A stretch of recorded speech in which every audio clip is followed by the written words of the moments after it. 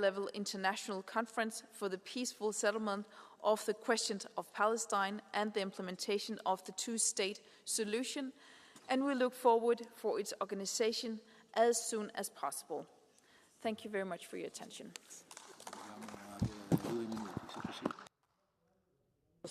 Before.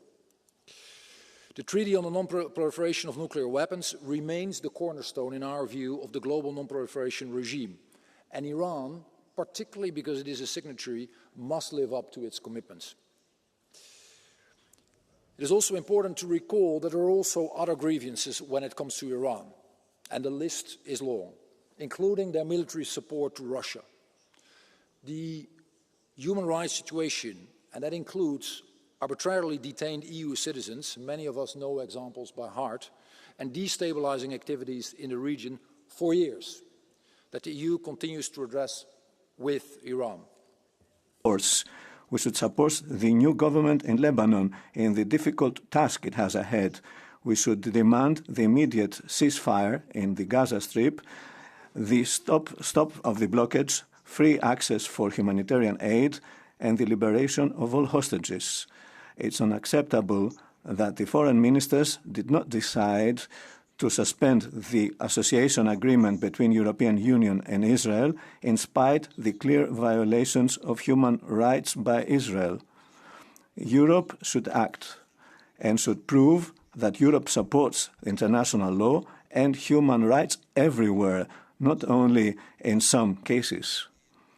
The peace talks that are taking place these days, we hope that will be a good first step in order to start the talks in the framework of the two-state solution to have a viable solution of peace in the area. Thank you very much.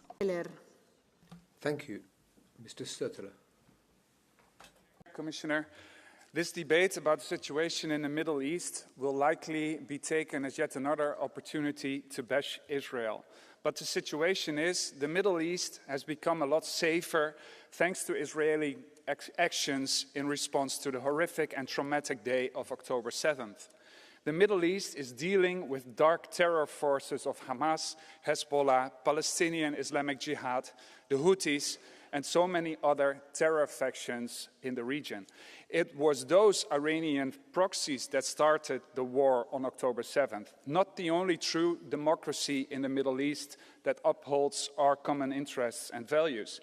It is the state of Israel that is fighting for its people's survival. But yet, those dark forces, those terror groups, namely the Houthis, still find ways to make the world a more dangerous place. Just yesterday and today, the Houthis attacked commercial ships off the coast of Hudaida, Yemen. Yesterday, they attacked Liberian-registered ship Magic Seas. Fortunately, the crew of 22 people could be saved. And then this morning, another merchant vessel was attacked by reportedly 5 rockets, sustaining severe damage and losing power. From what we know now, 2 crew members were injured and 2 of them are still missing. We hope they found safety and are well. Dear colleagues, this is the situation in the Middle East. The Islamic Republic of Iran, via the Houthis, via other proxies, attacking world trade, world order, and thereby seeking to destabilize the world and economy and security. We should support Israel and America in their efforts to putting things in order. Thank you. Grazie, onorevole Mularczyk. Thank you. Mr. Mularczyk. Od dekad słyszymy, że sytuacja na Bliskim Wschodzie jest na tyle skomplikowana i pełna niuansów, że osiągnięcie trwałego pokoju jest tam niemal niemożliwe. Polityka Donalda Thank you very much. There's a very nuanced situation in the Middle East, and we can hardly expect long-lasting peace. Trump's policy of might, of force, has dismantled our previous beliefs. We need to understand that the countries of the Middle East are subject to different rules from Western democracies. For the Ayatollahs of Iran, peace for them is a show of weakness, not of strength. And what shows that is the nuclear agreement which was concluded during the Obama administration. if we look ahead, the hope or the idea that one of the most authoritarian regimes in the world might have a weapon, I mean, that was very close thanks to the actions of von der Leyen, but now that has not proven to be the case. Thank you very much. Ms. Walton. Minister, Commissioner, colleagues, the European Union stands at a crossroad. The recent reports confirms what we can no longer ignore: grave violations of human rights by Israel, including attacks on hospitals, the blockade of humanitarian aid and forced displacement. Over 17,000 children have been killed in Gaza, according to UNICEF today. There is no doubt, colleagues, these acts breach Article 2 of the EU-Israel Association Agreement, and international courts have spoken. So if we fail to act now, we not only undermine our own laws, we erodate our global credibility. Therefore, I call for the immediate suspension of the association agreement. No trade, no cooperation, no impunity. This until the international law is upheld. Let us prove that our values are not for negotiation. And colleagues, if this is not happening, maybe we really should give a strong signal and not vote for the discharge of the Council in October. Thank you very much.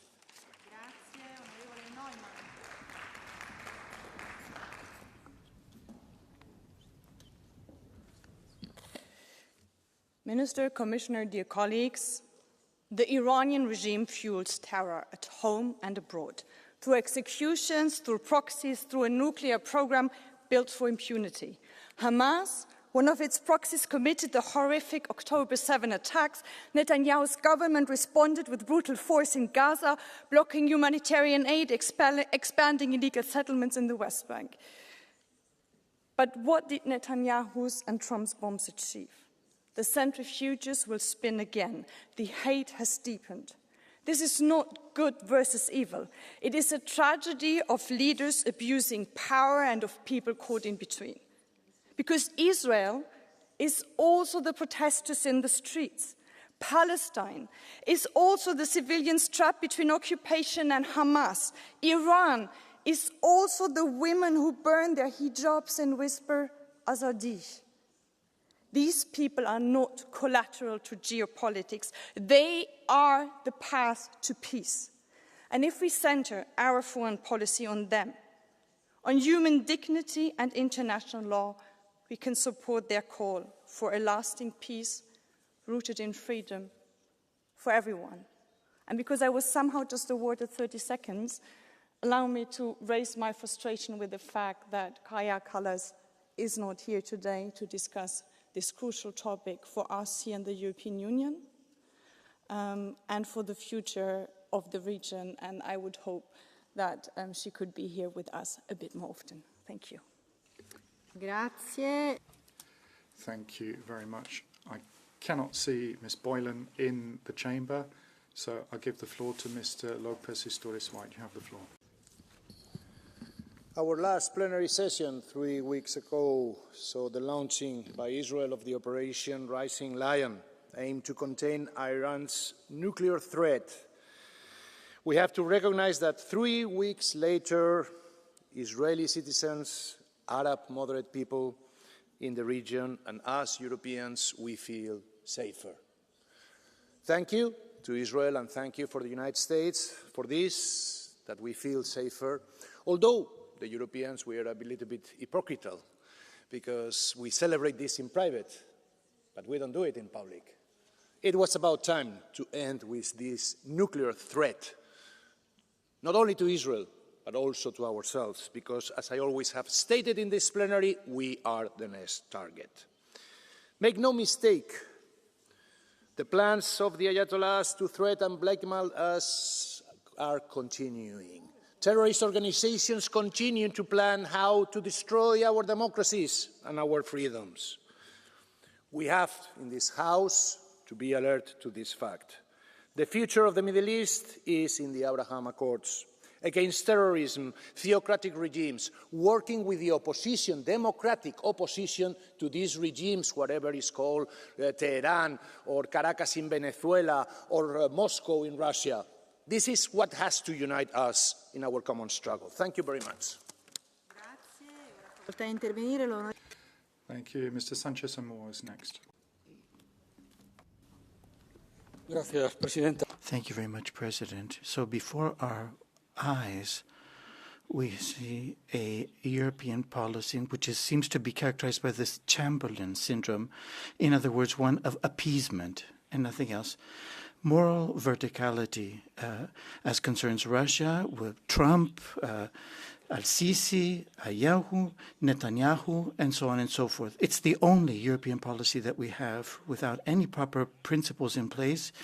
Here we are sitting like an ostrich, like a turkey almost, just looking at Putin, and we see a situation which is totally unacceptable and catastrophe as far as foreign policy. Israel is a good example.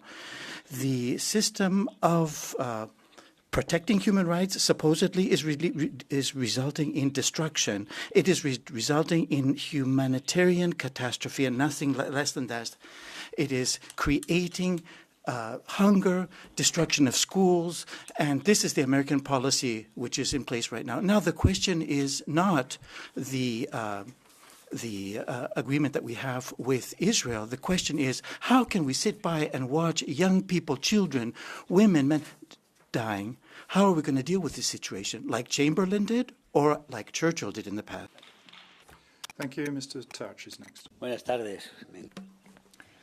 Good afternoon. Isn't it great hearing socialists referring to Churchill? I can tell you a thing or two about that. I don't know whether you're aware that Prime Minister Netanyahu has made a proposal that Donald Trump should get the Nobel Peace Prize. He should have been given it in his first mandate with the Abraham Accords that transformed the Middle East even then and already showed the way that we could truly achieve peace and stability in the Middle East. Of course, Trump wasn't given it for ideological reasons. For ideological reasons, they would have given it to Obama, who was a warmonger disguised in a cloak of progressiveness.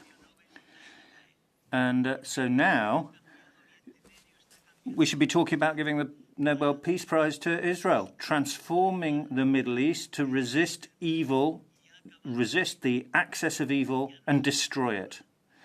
There is no Hezbollah now. There is no Assad now. There is a huge weakness now at the heart of the Iranian terrorist network around the world. Iran is still there, hasn't fallen yet. But the Middle East now has a hope of peace as soon as they realize that Israel is here to stay. And we've taken a gigantic step in that direction. Israel is congratulating the West, and Israel is sacrificing the lives of its children, its soldiers, in a cruel war, and Israel does deserve that recognition. Thank you very much. Mr. Ciccioli is next.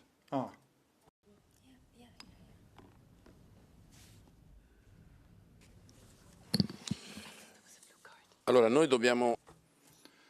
Now, we need to be clear.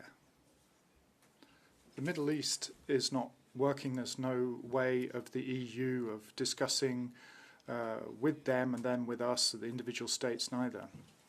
There are historic roots there, and we know that people are trying to wipe out the state of Israel and the Jews, which is unacceptable. We can see these ideologies of hate and terrorism and strange sources of financing. The 7th of October showed the vulnerability of Israel, and the only response to terrorism has been what we've seen. This is the logic behind the attacks on the Houthis and Hamas and Hezbollah. So we know that without a solution there'll be no peace. We, as Europe, need to work with the United States. We need to recognise the right of Israel, and we know Israel has to respect the civilian population, but we have to find a solution. Either we find a solution there, or there's going to be more hate for the coming century. Barry Andrews. Thank you. Barry Andrews is next. Thank you, Madam President, Minister, Commissioner and colleagues. Yesterday we bore witness to the very grotesque image of Benjamin Netanyahu presenting Donald Trump with his nomination papers for the Nobel Peace Prize. The words that come to mind are beyond parody, beyond ridicule, perversity, incomprehensible. Because on the same day, Israel Katz, the Minister for Defense, proposes that to move Gazans to an enclosed area in Rafah, perhaps satirically referred to as humanitarian city. George Orwell could not have invented this kind of language. Described as well by Israeli academics and lawyers as, I quote, a blueprint for crimes against humanity, close quote. Eventually, all Gazans will have to go there. Even the professor of Jewish history at the Hebrew University of Jerusalem, Amos Goldberg, said the plan was for, and I quote, the creation of a concentration camp or a transit camp for Palestinians before they expel them. I think the one thing that we can agree on in this divided House is that the Nobel Committee in Oslo will not dwell too long in those nomination papers. Thank you. Thank you very much. Mr. Søndal is next. I'm going to speak in Danish. Jeg bliver altid overrasket over de af mine... I'm always surprised when I hear the far right talking about the pain on the Israelis, but can't understand the losses for the Palestinians in a situation where it becomes more and more desperate for the Palestinian people in Gaza, on the West Bank and in East Jerusalem. Israeli bombardment are leaving Gaza in ruins. People without homes, without hospitals, without schools. It's a collective punishment of a whole people for the terrorist attack on the 7th of October. Israel is blocking everything: food, water, medicine, fuels, and in the few distributions there is, they are being shot at. People are going hungry, they are being killed, and we're just looking at it. And that's why the resistance against the war is growing in Europe and in Israel and everywhere, in order to get the fighting to stop and to get the hostages home. We have to make the Israeli government stop the bombardments. Thank you. Thank you. Mr. Botenga is next. Merci, Madame la Présidente. Thank you, Madam President, Commissioner, Minister. You would have read the same headlines as me. Israel wants to have 600,000 Palestinians moved to a camp in Gaza. It's like 3 times the size of Charleroi, 3 times the size of Liège, in a camp. The ultimate objective, in the Israelis' words themselves, is to actually expel these immigrants, these Palestinians, from the Gaza Strip. Israel is now reopening the worst pages of European colonial history. Let us not forget, well before the horrors of the Second World War, colonial Spain had already established concentration camps in Cuba with hundreds of thousands of people dying from poverty and famine and illness. The UK had them in South Africa, the Germans in Namibia, and the French as well. So it's a concentration camp, and if that doesn't shake your support for Israel, then that is unacceptable. In the meantime, we've been fighting for human rights. We've been fighting against colonialism. But you stay faithful as partners to Israel, in fact, privileged partnerships that some of you continue to defend. That's unacceptable today. Let us sanction Israel urgently. Dankeschön. Thank you very much. The next speaker is Mr. Blaha. Vážení kolegovia, s úctou hľadím na velikánov židovského pôvodu od Karla Marxa cez Rozu Luxemburgovú až po... So when looks at the Jewish heritage of Karl Marx and Rosa Luxemburg, put that aside, and we have to make it quite clear that Israel is a country which is going to have to be dealt with in a very, very, very stiff fashion. Israel is conducting genocide right now. Children, women are being killed. Over the last 6 months, it's been clear what's been going on in Palestine. A record number of people have been killed in a very, very short period of time. And Washington is helping out. And von der Leyen seems to show as well even understanding for all of this, what's going on, what Israel is doing. But we have to say quite clearly that Rome, Berlin, and Tokyo were the axis of evil during the Second World War. Here we have a new axis between Washington, Tel Aviv, and it's quite clear that what we're seeing right now is the genocide of the 21st century. There are sanctions against Russia, but with regard to the Israelis, nothing is being said, not a single word. Nothing has been done. Mr. Bulgaria. Madam Commissioner. In December, the peace envoy said, don't be surprised if we see an increase in tourism over the next few years. The Europol report said that there will be a security impact on the EU because of what's happening in Gaza. Europe is not looking to the Middle East, but the Middle East is looking to Europe. The tragedy in Gaza is a tragedy for those who are present in Gaza, and it is a tragedy for anyone who turns a blind eye to this. Respect for human rights is an essential element in the EU-Israel agreement. Firing on people who are seeking humanitarian assistance undermines, indeed, violates that agreement blatantly, and those deaths may well end up being considered war crimes. Any assessment of any agreement will be incomplete if it does not take account of that fact. We should rectify that. By colleague Oliveira. I do. Please.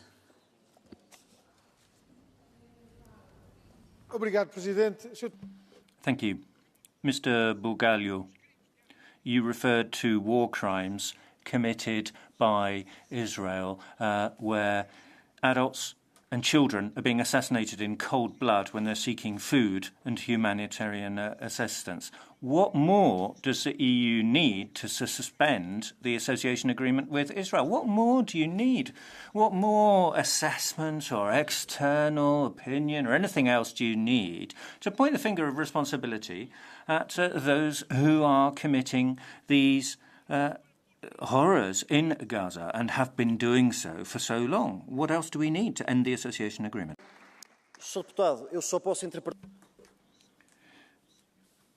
Dear fellow member, I assume you're addressing the European Commission rather than myself.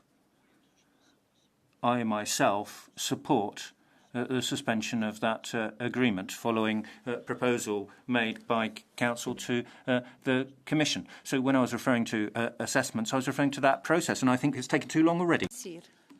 Ms. Insier is next.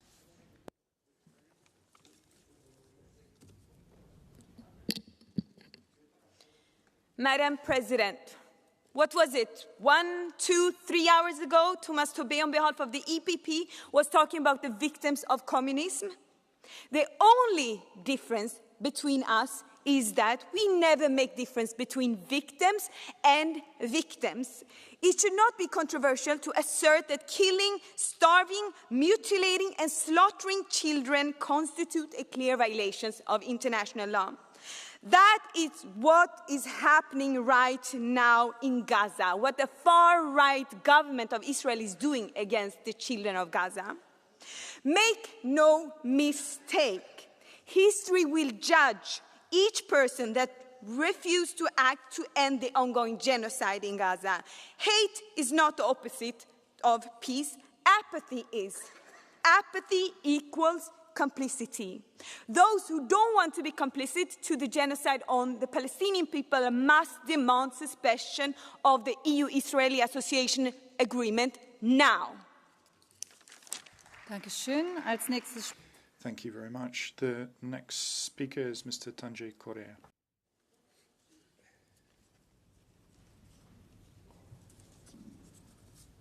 Madam Chair, Madam Commissioner. Muito bem. Não há dúvida. There is no doubt that there are major changes afoot in the Middle East right now. Part of the circle of terror has been smashed. We're now going to see a transition that is ineluctable, and we're now going to see citizens at the helm. We're going to see change from within in Iran. And Hamas and Hezbollah, their useful idiots, are no longer going to have an Iran to support. It is a time of change, but it's not that straightforward.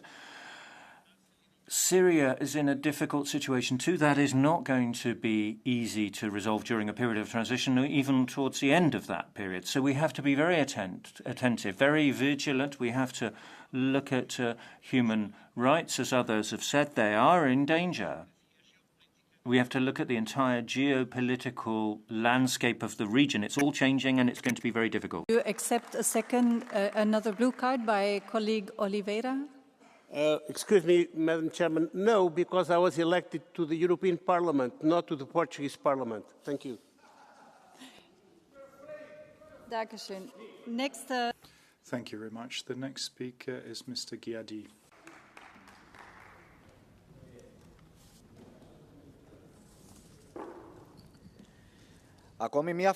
Once again, we're discussing the situation in the Middle East as it has developed after the Hamas terrorist act and, of course, the acts of Hezbollah and Houthis as well, which all ended up in the war between Israel and Iran. But I want to underline something.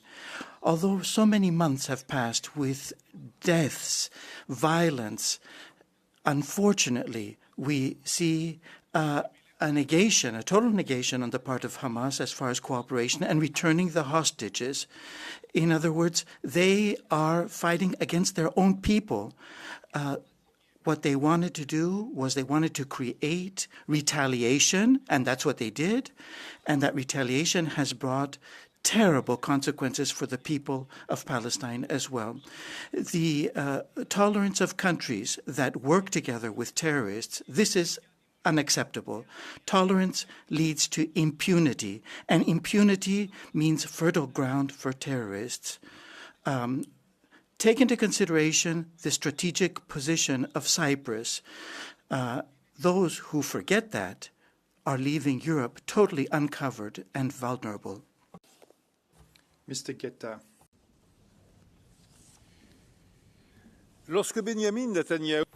When Benjamin Netanyahu is saying that the Palestinians should have the capacity to govern themselves but not harm Israel, he's correct, except if that actually means, and there's every reason to fear that for him this actually means the Palestinians should not have a state of their own.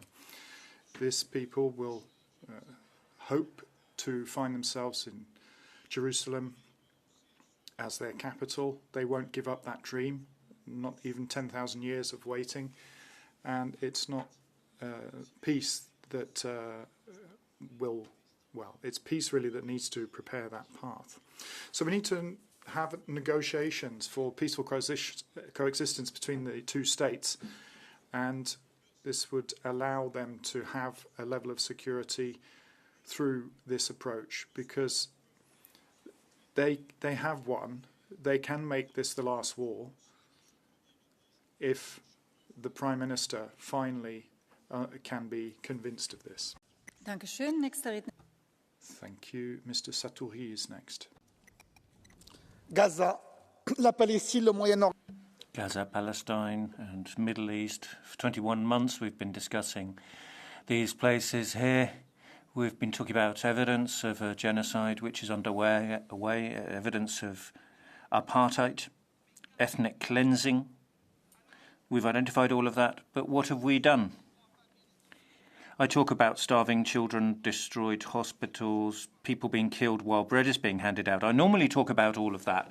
Today I'd like to talk about us in Europe, a mirror of our impotence. Following Trump's interference, we're seeing attacks in these countries that are not allowing us to, in Greece, France, Italy, not arresting Netanyahu, not actually acting. We could have allies globally. We have international law on our side. We could stop Netanyahu and his murderous actions. We need to wake up. I say this to Ms. Kallas, I say this to my friends in the EPP. Wake up. Security and sovereignty are easy to say, but you can't have one without the other, and history will judge you. Mr. Saidi is next. Merci, Madame la Thank you, Madam President. Shami, Noya, Kamela, Mansour, Milufa, Massour, Abed, Ahmad, and thousands of others. These are innocent civilian victims that we all deplore their loss regardless of their origins. They died in Israel at the hands of terrorists, assassinated while food was being handed out in Gaza, been targeted by the regime in Israel, in Tehran, where there's not real viable target and understanding of what they want to achieve by this. Their lives are worthy of our indignation. Madam Commissioner, I'm formally addressing you. Human rights are universal, but sometimes we see a level of hypocrisy and sometimes even complicity. Thank you. Dankeschön. Als nächstes spricht Thank you. The next speaker is Ms. Joncheva. Dear President, dear colleagues, in the Middle East, the crisis is spreading fast from Palestine to Lebanon to Yemen and now to Iran. People need urgent help, but peace feels farther away than ever. This is already our sixth debate on the Middle East since our new mandate began last July. And honestly, it feels like we keep saying the same things. We call for peace, we ask for actions, but very little changes. Each time we meet, the situation gets worse, and each time our words stay the same. We are stuck in helpless debate while the humanitarian help is so much needed while lives are lost. So I ask our High Representative, when will we finally see a real EU plan for peace? We need strategy. The European Union cannot just watch from the sidelines. You must do more, and we must do it now. Thank you. Dankeschön. Es spricht als Thank you very much. Mr. Pascual de la Parte is the next speaker. Thank you very much, Madam Chair. The Middle East is enduring a change of geopolitics and of the geopolitical map. And one of the main elements for this change is to hold Iran accountable for its sponsorship of terrorism and destabilization across the region. We know that appeasement doesn't work with this regime, and we know as well that the direct military intervention is not advisable either. What will work will be international isolation based upon hardening of the sanctions against this criminal regime, as well as political and diplomatic pressure. At the same time, we have to recognize and support the democratic opposition of Iran, which will be the only one we will put an end to this regime. As far as Gaza is concerned, we reiterate our call for an unhindered access of humanitarian aid to the Palestinian people, as well as a kind of future for them which has to be without Hamas. Hamas cannot be in the future political framework of the Palestinian, and to bet on the ceasefire immediately. Concerning my colleague Botenga from left, I must say that Spain never set up concentration camps in Cuba. He has to review his history books, because the communist regime of Fidel Castro and his followers, who has forced millions of Cubans out of his country and oppressed them and bring them misery and repression. Thank you. Thank you, dear colleague. Do you accept the blue card by colleague Butenga? Please.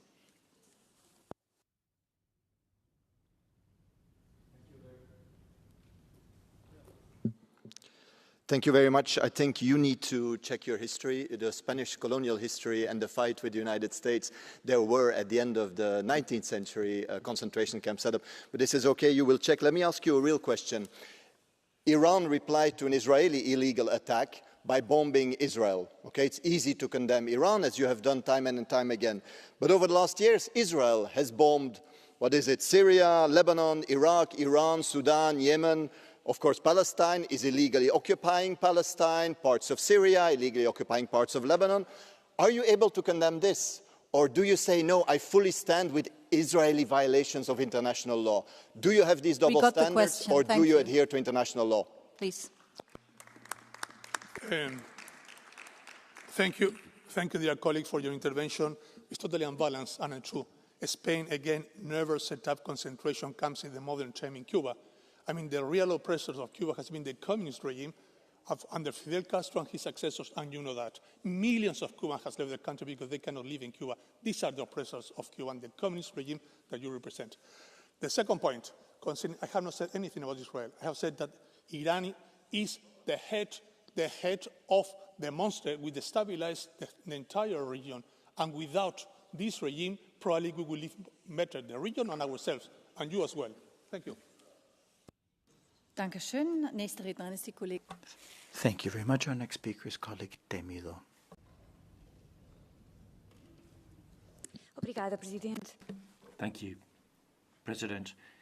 The situation in the Middle East continues to reflect a disregard for international order and multilateralism. And it is also a symbol of our collective failure. In Lebanon, the terms of the ceasefire agreement are not being respected, and Israel has carried out new airstrikes. In Iran, US bombing has delayed the development of nuclear weapons, but has led to the suspension of cooperation with the International Atomic Energy Agency and to the country's further isolation. And in Gaza, where more than 20 Israeli hostages remain in the hands of Hamas, the epicenter of the humanitarian tragedy continues. After 33 months of war, attacks on schools and hospitals, forced displacement and thousands of civilian deaths, people are dying of hunger every day. There are children hospitalized every day for malnutrition in the queues for humanitarian aid. Now in the hands of Gaza Humanitarian Foundation, 500 people have died and 4,000 have been injured in the struggle for food. That is why today we're once again echoing the voices of European citizens who are questioning the European institutions about the reasons for postponing the review of the association agreement. And we ask the foreign ministers of our member states, ministers, what position will you take when you discuss the suspension of the association agreement? Thank you very much. Colleague Temido, would you accept? Oliveira. Yes. It will, with all due respect, it will be the last one for you, if that's okay. I was expecting this also, Madam President. Sr. Deputada Marta Temido. Ms. Temido, in Gaza, Israel is using hunger as a weapon of war, and it is killing men, women and children who are seeking food.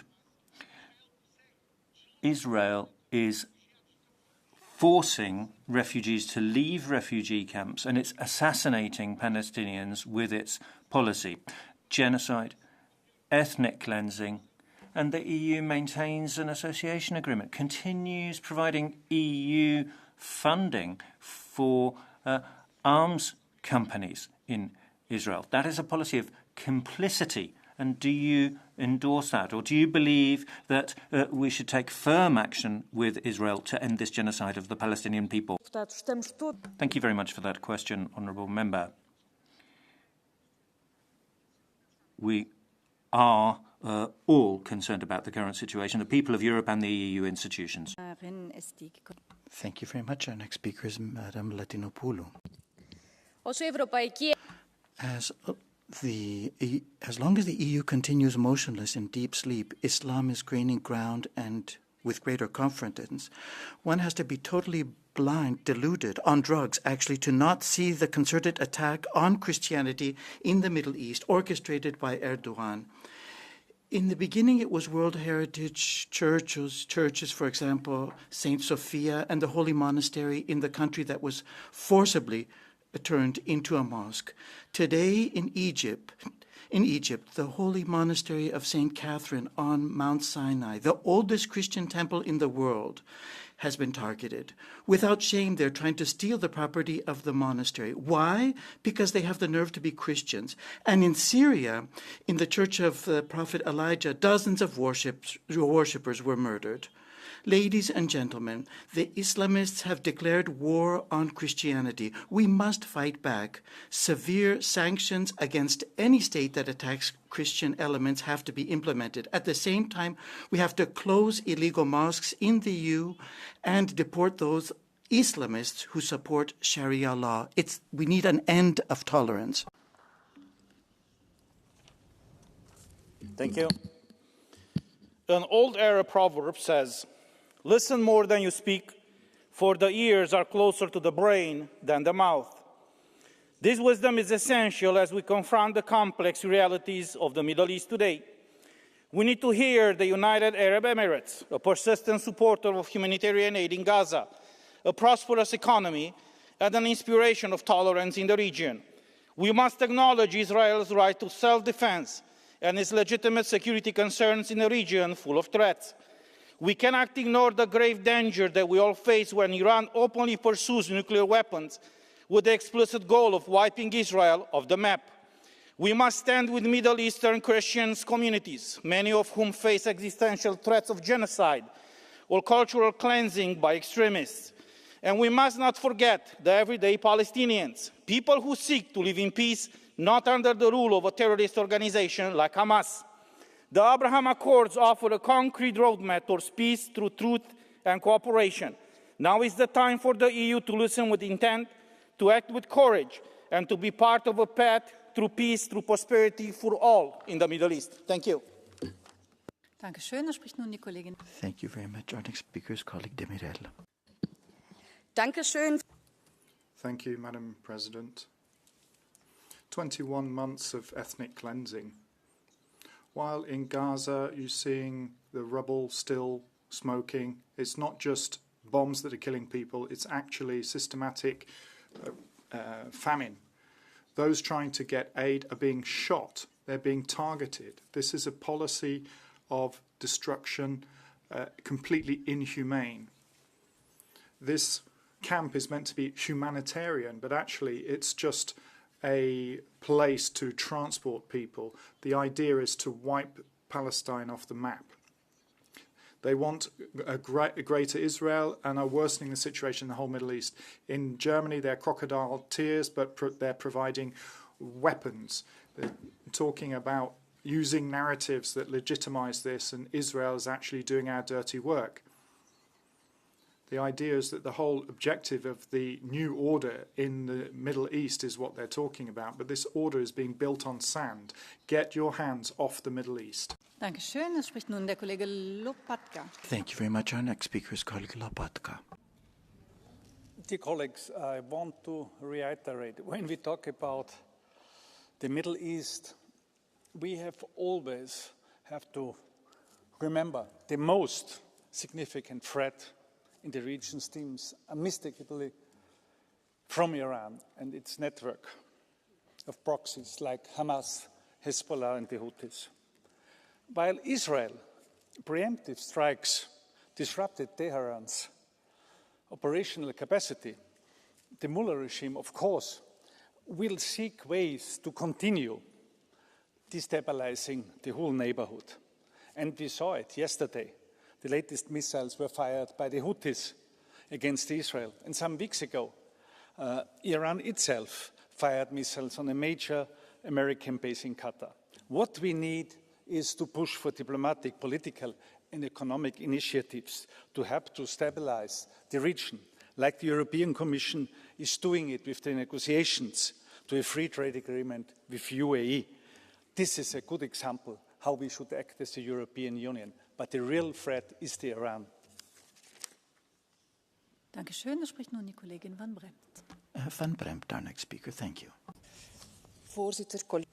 President, ladies and gentlemen, at least 1,000, that's the number of victims in Gaza since the 26th of June. The last time the Commission discussed this conflict. So thousands of lives, many of them women and children, thousands and thousands of lives which are still in the balance because of famine, because the Netanyahu regime is organizing and orchestrating that famine. And there's a report being drawn up that's too late for us to bring pressure to bear to stop the association agreement, and nothing came of this. So a letter from the heads of state and government to ask them to allow humanitarian aid. And one day later, Netanyahu stopped the admission of aid in North Gaza. The lack of power from Europe is shameful. It's undefensible. How long, Commission, is this going to go on? Another 1,000 deaths, maybe 2,000? Dankeschön. Als nächster spricht der Kollege. Thank you very much. Our next speaker is colleague Leggeri. Merci, Madame la Présidente. Thank you. President, Commissioner, 641 days now that Israeli hostages have been kept by Hamas. 641 days of waiting and suffering for them, and their families have been abandoned by the international community.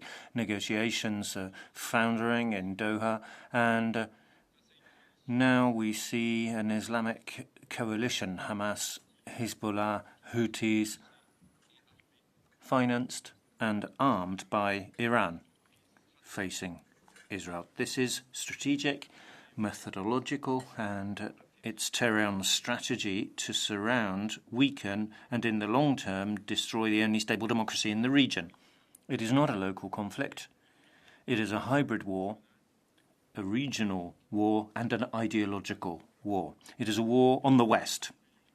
During this time, the EU has been trying to distribute humanitarian aid, but are giving it too often into the wrong hands, condemning violence without naming aggressors, saying that they were the victim of a pogrom in Israel on the 7th of October, and then telling them to hold firm.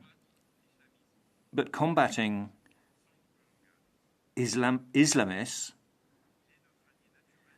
and clearly condemning them is something they've not been brave enough to do. They've not been brave enough to see that this is a war of civilizations, and we should be on the side of democracy, firmness, and ultimately freedom. Thank you, President. Danke. Nächster Redner ist der Kollege. Thank you very much. Colleague Squarta is our next speaker. President, colleagues, the 7th of October was a horrific date. Israel was attacked, a bloody terrorist act, which in an attempt to erase Israel from the map. But we cannot ignore what is going on right now. Children, women destroyed, mutilated, food distributed as if it was some sort of luxury good. Totally unacceptable situation. And I think the moral voice of Europe ought to be raised at this point. We have to suspend immediately these particular bombardments, and Hamas must release the hostages. Innocent lives have to be saved. And the two sides ought to be able to live in dignity without fear, and it is only there that mothers, Israeli and Palestinian mothers, will be able to have any hope whatsoever for their children in the future. Thank you.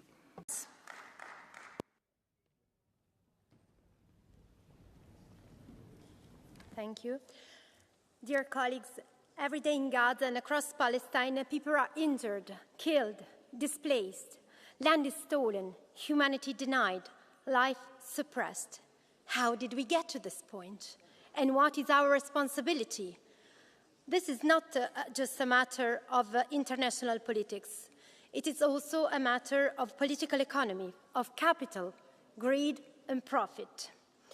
Private corporations actively fuel and profit from the Zionist settler colonial project, the occupation, and the ongoing genocide. This is the key message of the latest UN report by Special Rapporteur Francesca Albanese. A powerful capitalistic machine of profit is feeding destruction. Arms manufacturers like Lockheed Martin, Leonardo, and Thales supply the weapons and fuel military escalation. Tech giants such as Google, Amazon, and Meta enable mass surveillance and repression with no ethical restraint. Construction and machinery firms like Caterpillar and Volvo deliver the bulldozers that demolish Palestinian homes. Ladies and gentlemen, this is a coordinated system of profit. This is racial colonial capitalism. Genocide continues because it is profitable, but we have a duty. The European Union must suspend the EU-Israel Association Agreement now. Thank you very much. Our next speaker is colleague Teodorescu Moave. Fru talman. Thank you, Madam President. At this very moment, decisive talks are taking place about a possible ceasefire between Israel and Hamas. The liberation of the hostages that Hamas have held for over 600 days must constitute our highest priority. If we want to avoid another 7th of October, then Hamas, whose goal is not peace, but Israel's eradication, must be conquered militarily and ideologically. The Palestinian people deserve better than a life under a brutal terrorist regime. Despite the risk to their own lives, many courageous Gazans have protested against the oppression from Hamas, and these are the voices that we should support. A lasting peace requires two states, but only if both states recognize each other's right to exist. The prerequisites for peace do not start with a ceasefire. They start with the will to coexist. Thank you. Thank you very much. Our next speaker is colleague Annunziata. Thank you, Madam President, cari colleghi. Colleagues, now together, as looking at the proposal of Trump as a noble candidate,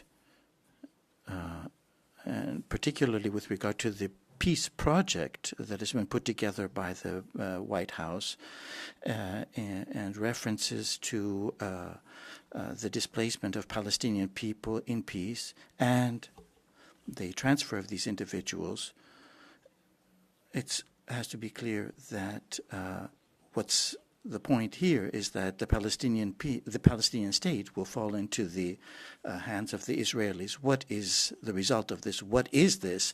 There is no possibility of having some sort of lasting peace under these particular circumstances. This particular U.S. strategy, beginning in the 1990s, has been based on a series of failures which involve regime change and nothing else. Because we have to understand that these particular approaches cannot be successful under any circumstances whatsoever. 500,000 men in Iraq tried to implement regime change, and of course there is no way that 80 million Shiites will be able to be any sort of subject to any sort of regime change by a small Israeli contingent. That is something totally unrealistic. Thank you, Madam Chair. As the world irrevocably changed on September 11, so the terrorist attack of Hamas against Israel on October 7, 2023 has started a chain of events which changed relations on the Middle East. Netanyahu is fostering conflict to transform Israel by establishing domain over a wider area. It is reckoning not only with Hamas terrorists, but with the entire Palestinian people. At the same time, internal repression in Iran has grown after the external intervention, and this has brought the regime to the brink of the abyss. But can the EU move away from its concerns over the situation in the Middle East because it was not able to agree on a common stance. The European Union, as a soft power, cannot obviously mediate in a hard power conflict. The EU is considering available measures, including the suspension of the agreement on stabilization and accession between the EU and Israel. The Middle East is at a critical crossroads, which requires more decisive action. Our role in achieving the JCPOA shows that EU, when united, can achieve important global diplomatic successes. Thank you. Thank you very much. Our next speaker is colleague Reuten. President, I stand here rather desperate, to be honest, especially also listening to the Commission and the Council. But let's try one more time to find unity on one point, on humanitarian values, empathy and respect for lives of innocent people. We here should, as a minimum, agree to the need to open Gaza, immediate and unrestricted access of humanitarian aid, food and medical supplies into Gaza by independent, international, respected organizations. This Parliament, it seems, and for sure a large majority of our citizens, wants this. Our citizens have lost respect for Europe's inaction over Gaza and Europe's double standards. There are no excuses. After all the well-documented violations of international law, the lack of recommendation to suspend all or part of the agreement is a violation of the Commission's role as guardian of the treaties, and the HRVP knows that. And equally, the Council's lack of action is inexplicable and undermines protection of rules-based international order. We should find the political resolve to ensure that Europe acts now to open Gaza. Thank you. Dankeschön. Als nächster spricht die Kollegin Riedel. Our next speaker is colleague Riedel. Chers collègues, parfois... Dear colleagues, I do sometimes wonder what world we're living in. Benjamin Netanyahu is calling on Trump to be given the Nobel Peace Prize, while Trump is talking about a forced displacement still for Palestinians outside Gaza, thirst, starvation. The Gaza Humanitarian Foundation trying to give out food and assistance, 613 people killed. Israeli soldiers speaking out about the horrors of war, feeling betrayed by Netanyahu. We hear them say, I'm ashamed of this war, ethnic cleansing of the Gaza Strip. Netanyahu is seized by the desire for reprisals, and even now he's refused for a Palestinian state to be created and for Israel to withdraw from the Gaza Strip over time. This is complicity with war criminals, and we should suspend the EU-Israel Association Agreement to show that we do defend a two-state solution, people living side by side in freedom and security. Nimitz. Our next speaker is colleague Nimitz. Dear colleagues, people in Gaza and in the Middle East are still being killed every day, in hospitals, in refugee centers, and in the lines for humanitarian aid. We may have narrowly avoided the escalation last month in Israel-Iran conflict into a full-scale war, but the region remains far from peace. The people are still suffering with very little hope. A ceasefire must be achieved now. The review of the EU-Israel Association Agreement confirmed violation of Article 2. Next week, the EU foreign ministers must urgently come to a decision on concrete measures. Suspend the agreement, sanction those responsible for war crimes, stop trade with illegal West Bank settlements, impose an arms embargo on Israel, ban Israel accessing EU funds and programs, and protect the international law and institutions. Europe must act now. If not, EU leadership and institutions, including our foreign ministers, will be criminally responsible for their complicity under international law, not in our name. Thank you. Dear colleague Nimitz, do you accept the blue card? No. Okay. Then the next speaker is colleague O'Riordan. Do spoil any more? First of all, High Representative Kallas should apologise for what she recently said about the history of Ireland. She said that our experience is not the same as various states in the East, those that lost their culture and their languages. She should study the history of Ireland a little and question why English is spoken in Ireland and why there are millions of people with Irish surnames all over the world as a result of violence, poverty and hunger. Such as many others, we know what it means to have your language, your culture and your very identity suppressed. We know what it means to live under occupation, to have foreign powers dictate your fate. This is why we have a deep sense of solidarity with Palestinian people and why we stand here calling for action from the EU. When EU ministers meet on July 15th, we must scrap the EU-Israel Association Agreement and we must sanction Israel now. Saoirse, von Palestine. Freedom for Palestine. Dankeschön. Und nun für die Left Group. And now, colleague Boylan from the left. We're now at a point where gunning down hungry people as they desperately try to get aid is a daily occurrence. There was international shock the first time, but just like with the bombing of the first hospital, when there are no consequences for Israel, they are emboldened and they carry on. 700 Palestinians have now been slaughtered at aid sites. Baby formula is blocked. They are literally starving babies to death, and still the EU does not act. In fact, instead of holding Israel to account, President von der Leyen has Netanyahu, a war criminal, on speed dial, and she's actively encouraging him to carry out illegal strikes on Iran.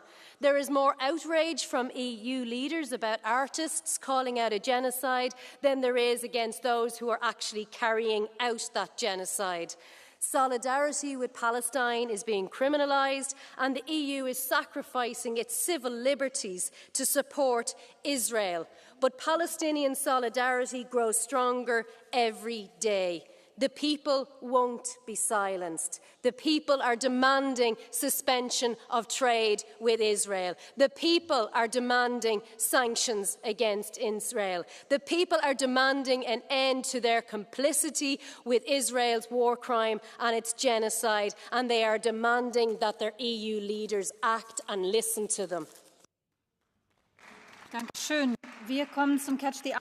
Now we come to the Catch the Eye. We have 8 individuals who have expressed a desire, and we'll begin with Jean-Marc Germain, and a colleague Tüngenen can get prepared. Madam President, colleagues, the Israel-Iran ceasefire is a relief, but we should not take our eyes off the Middle East. Look at what's happening in Gaza with civilian deaths. It must stop. Destruction must stop. Netanyahu's war must stop. We need peace. Commissioner, the EU's silence, the EU institutions' silence must stop. Bloody repression in Iran following the conflict. 3 opposition activists have been hanged. There's a French citizen of 18 years disappeared, possibly taken hostage. There are 20 or so European hostages currently in detention, and the situation has got worse. I was talking to the families yesterday and the day before, talking to the families of 2 prisoners who are being kept in inhumane circumstances. Their location is unknown. There's psychological threat over them of the death penalty. Amnesty International is also saying that there is a risk of imminent execution of the Swedish national being held with them. So I call on the EU executive to use all possible levers to achieve the immediate release of European hostages in Iran. Next speaker is colleague Tüngenen. Thereafter, colleague Asensiotra. Madam President, what would a better version of the Middle East look like? Hezbollah that is a shadow of itself. The Assad regime gone. Iran severely weakened. This is already a reality. For the first time in a long time, there is genuine hope. What else we would need for a better future for the Middle East is the end of Hamas. The EU must be careful to not undermine this goal. Israel is aiming for peace through strength. We cannot be pushing for a Palestinian state until the terrorist entity is removed from power. Recognizing a Palestinian state now would be an endorsement of terror. The intentions might be good, but the result will be catastrophic. Instead, we must demand that Hamas disarms, releases the hostages and surrenders. Thank you. Thank you very much. Mr. Asensio is next. Ms. Montero will be after that.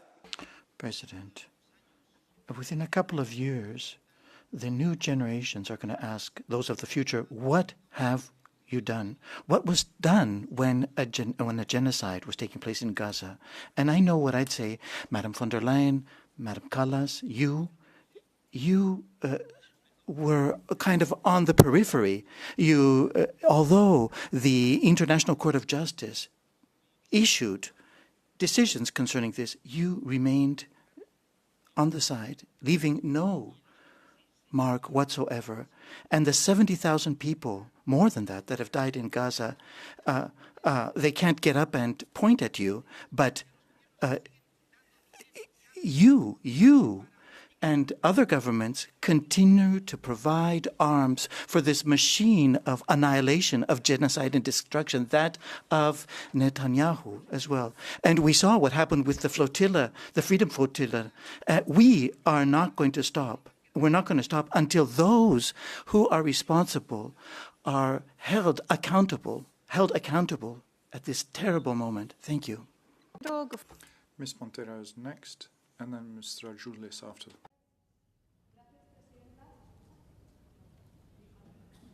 Bitte. Gracias, President. Thank you, Madam President. Israel is continuing with its extermination plan, and just like the Nazis, it is imposing its final solution on Palestine. On the ruins of Gaza, it wants to build a concentration camp. It was called a ghetto in Warsaw. It was what the Nazis were doing. There are legal implications here. There are treaties on arms trading. We should not be selling arms to those engaging in genocide. We should not have trade relations or investment in Israel. There are legal rulings to that effect. So why are EU countries still buying and selling arms with Israel? Why are we still trading with companies who are supporting the illegal occupation of Palestine and genocide? Now, alongside the US in NATO, the main Netanyahu client, launching attacks on Iran. Together, these are the main threats to peace and security in the world. Rearmament is complicity with genocide, ladies and gentlemen. The Spanish rearmament plan includes buying Israeli military equipment. We should comply with international legal rules. But what you're doing is being complicit in genocide, which converts you into criminals. If I've understood what you just said, you were accusing people of being criminals. I'm going to have to pass that on to be checked. We have to show respect with each other in the chamber. Mr. Garjoulis is next. Mr. Estrada is after that. Dear members of the European Parliament, I wonder every day, and I would like to put the same question to you, who in the world decided that there are countries that are entitled to have nuclear weapons and the others are not entitled to have it? Iran is being bombed for pursuing that program, but according to Iran, this is an uranium enrichment project for peaceful purposes. According to Israel, Iran is the threat. We're not bombing Russia or China. Are they democratic countries? No. But those countries are entitled to have a nuclear weapon. Who has decided that? If Ukraine didn't give up on its nuclear program, the Budapest Protocol never would have been signed and Russia would never have attacked them. Thank you very much. Skorzewska is after. Anch'io volevo fare un paio di precisazioni, una per I colleghi deputati. So two clarifications. First of all, of course, I'm concerned about the issue of the nuclear program in Iran, but let's not forget that we have also on the other side Israel, which has not signed the Non-proliferation treaty. There are no inspectors going there. So I think, indeed, everything has to be done so that the issue, not only concerning Gaza and the West Bank as well, that everything be done in order to allow for assistance to be provided and, of course, for the necessary controls to be conducted. We're speaking about behavior. We're speaking about international law. Indeed, we cannot cooperate with a country that is violating international law, and indeed, criminals are at foot here. Thank you. Thank you very much. The next speaker is Ms. Skorzewska, and then Nina Path. Mówiąc o sytuacji na Bliskim Wschodzie, nie sposób nie wspomnieć o losie chrześcijan, bo to oni są dziś jedną z najbardziej prześladowanych. East, we're also talking about persecution of Christians, one of the most persecuted groups in the world. In Egypt and in other countries, there are brutal attacks on churches. They're burnt down. Priests are assassinated or abducted. Churchgoers who refuse to give up their faith are assaulted. We're seeing attacks in Alexandria. In Egypt, there were deaths recently. At a time of a church ceremony, there was a bus with 33 mortalities, a bus attack with 33 mortalities. The Christian community was deprived of a monastery. This is systematic, planned terrorism. There are terrifying figures here. There's one Christian dying around the world every 6 minutes, and the Middle East is one of the most dangerous areas for Christians. If we believe in human rights in Europe, then we must protect Christians and speak out against this, not become accomplices. Ms. Miranda Paz. Gracias, Presidenta. Huele a sangre. Thank you. I smell blood and death. But above all, I smell hypocrisy. Building a city on the ruins of Rafah in Gaza. This is the latest thing that Netanyahu has come up with.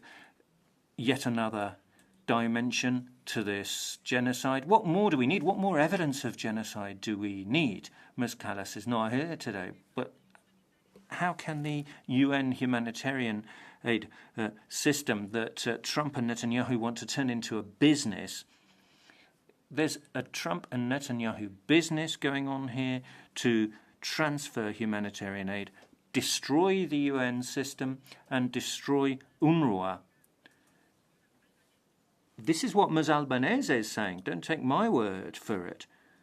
33 months of genocide, starvation, and repression. All we need to do is comply with international law, comply with what the International Criminal Court has said.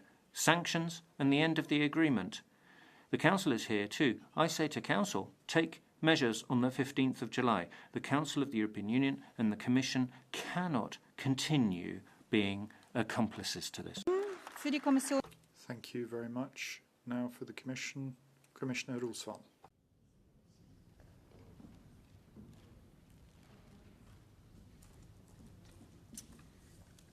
Madam President, honourable members, the European Union will continue actively to contribute to all diplomatic efforts aimed at de-escalating tensions and achieving a lasting solution. We stand ready to engage constructively with Iran, remaining firm in our expectation and united in our resolve.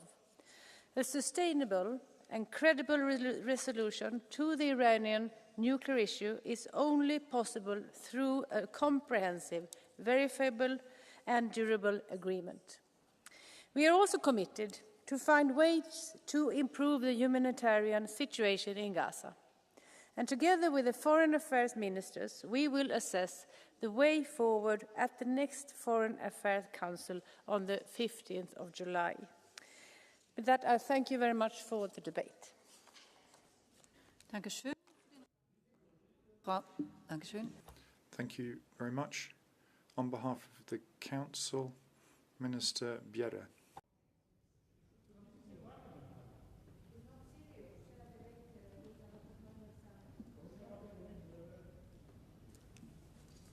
President, honourable members, Commissioner, the European Union reaffirms its commitment to regional peace and stability. We urge continued restraint and adherence to international law, and we renew our commitment to all diplomatic efforts to bring about a lasting solution to the Iranian nuclear issue.